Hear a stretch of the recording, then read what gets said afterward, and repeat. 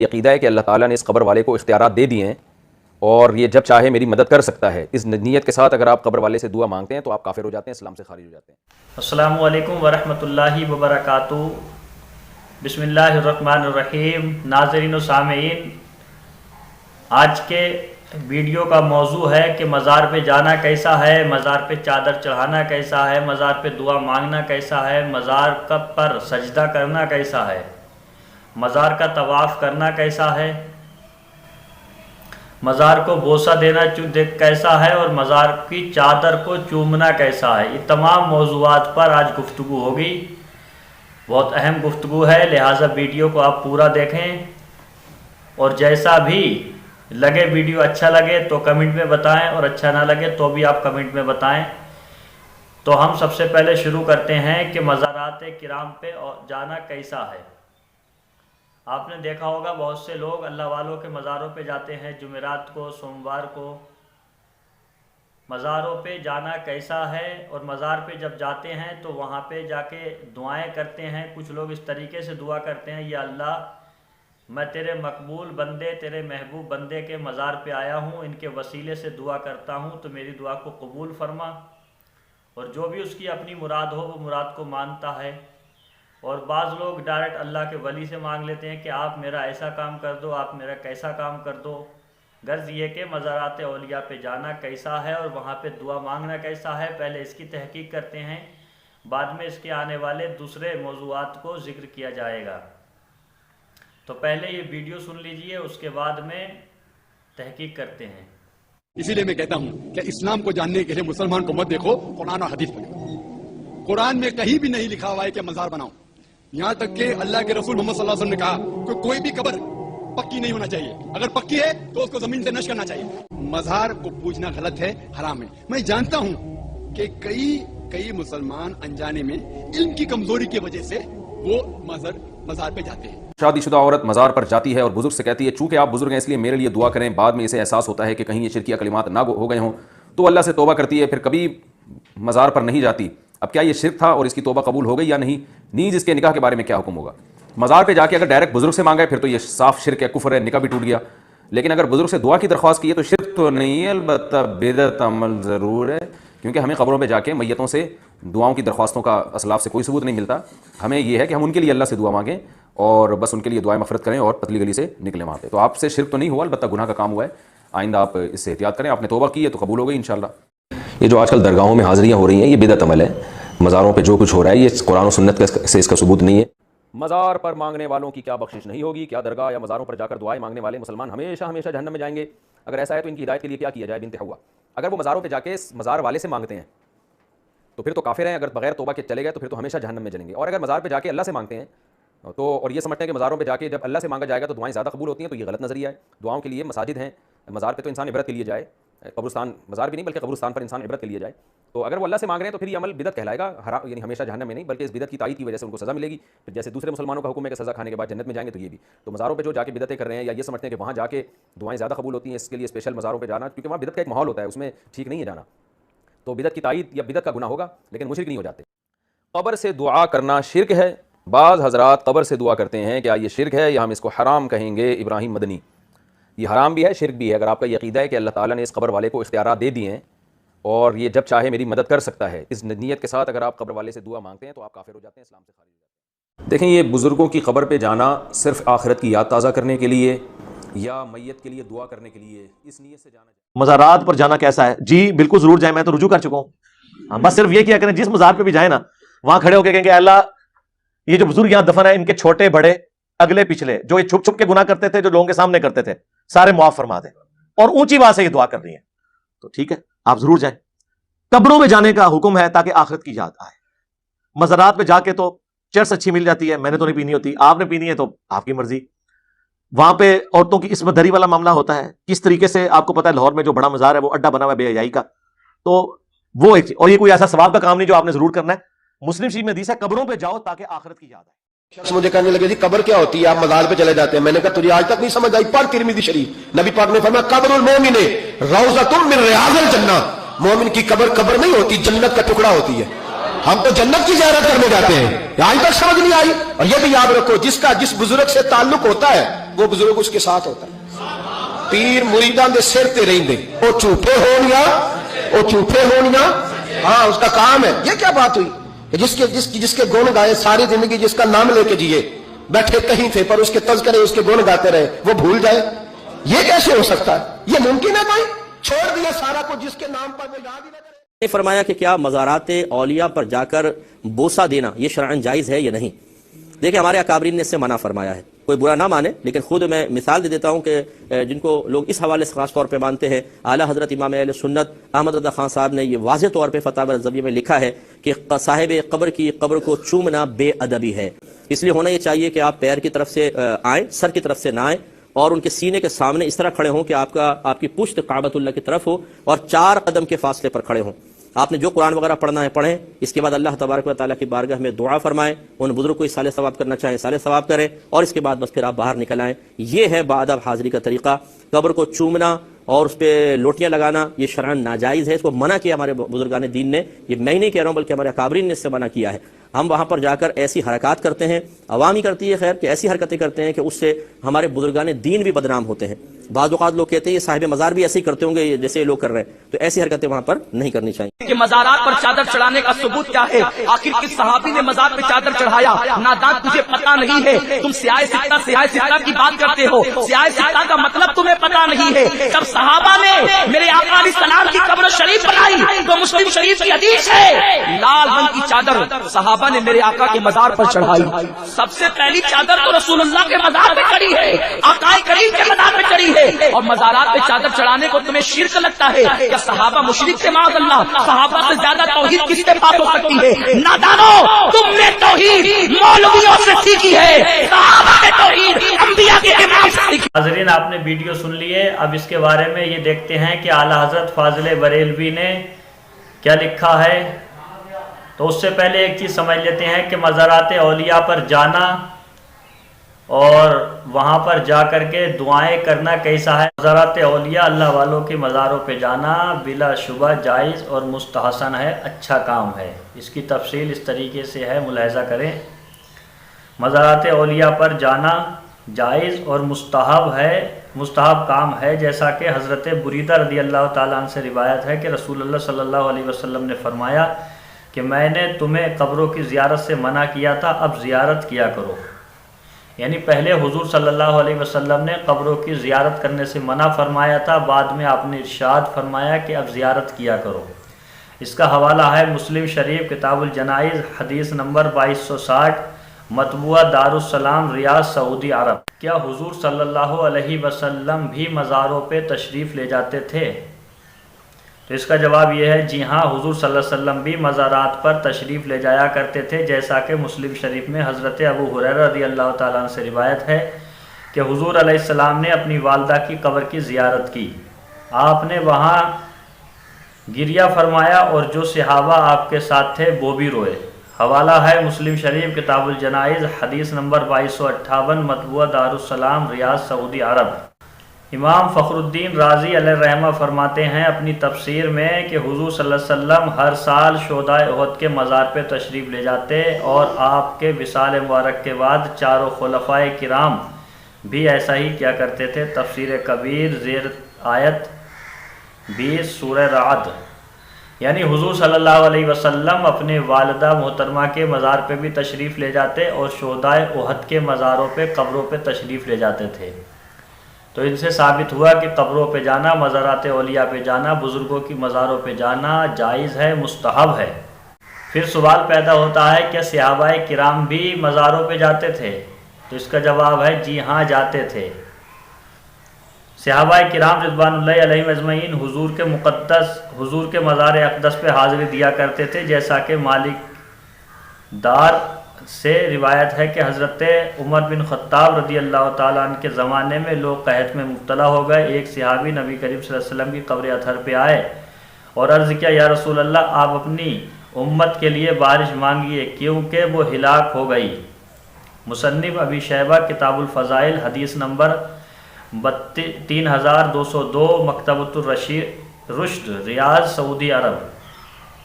سے پتہ چلا کہ صحابہ کرام بھی حضور صلی اللہ علیہ وسلم کی مزار پہ آ کر کے, روضہ رسول پہ آ کر کے اور اپنی فریاد رکھتے تھے दुआएं कराते थे।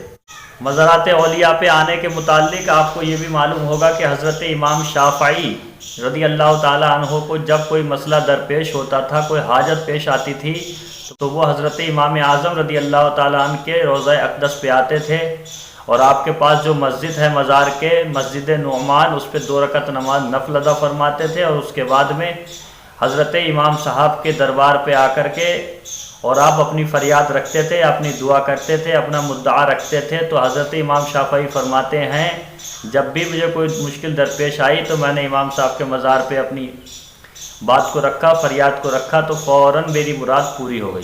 इमाम शाफ़ी कौन है? कोई माजा गामा नहीं, कौन? कोई ऐरा गैरा नथु खैरा नहीं। इमाम शाफ़ी कहते हैं कि जब मुझे कोई मुश्किल पड़ जाती है, हाल नहीं हो रही, हाजत पूरी नहीं हो रही, मसला पड़ गया, गुंजल पै गया जी, तो कहते हैं मेरी आदत ये है कि मैं इमाम आज़म अबू हनीफा के मज़ार पर जाता हूँ और उनकी जो मस्जिद है उसमें 2 रकत नफल पढ़ता हूँ जी। क्या करता हूँ? सल्ले तो रकअतैन वजे तो इला खबरे ही, और इमाम आज़म अबू हनीफा की कब्र के पास जाता हूँ। कहते जी ज़ईफ़ुल का लोग जाते दरबार से पुत्र लैन जाते हैं, इन्होंने की पता दीन दा। इमाम शाफ़ी से बड़ा समझदार कौन होगा? इमाम शाफ़ी कहते हैं जब कोई मसला अड़ जाता है, हाल नहीं होता, तो मैं इमाम आज़म अबू हनीफा के मज़ार पर चला जाता हूँ, वहाँ 2 नफल पढ़ता हूँ, फिर इमाम आज़म अबू हनीफा की कब्र के पास चला जाता हूँ और वहाँ जाकर अल्लाह से उनकी कब्र के तवस्सुल से दुआ करता हूँ। फ़क़वा सरीअन, फौरन मेरी हाजत पूरी हो जाती है। क्या मज़ारात औलिया पे दुआ मांग सकते हैं? तो इसका जवाब आला हज़रत फ़ाज़िल बरेलवी ने दिया है, वो ये है कि इंसाफ की आंखें कहाँ हैं, ज़रा ईमान की निगाह से देखें। ये 16 बल्कि 17 हदीसें क्या साफ साफ फरमाती हैं कि रसूलुल्लाह सल्लल्लाहु अलैहि वसल्लम ने अपने नेक उम्मतियों से इस्तिआनत करने और उनसे हाजतें मांगने और उनसे खैर व एहसान करने का हुक्म दिया कि वो तुम्हारी हाजतें बकुशादा पेशानी रवा करेंगे और उनसे मदद मांगो तो रिस्क पाओगे, मुरादें पाओगे, उनके दामने हिमायत में चैन करोगे, उनके साया इनायत में ऐश उठाओगे।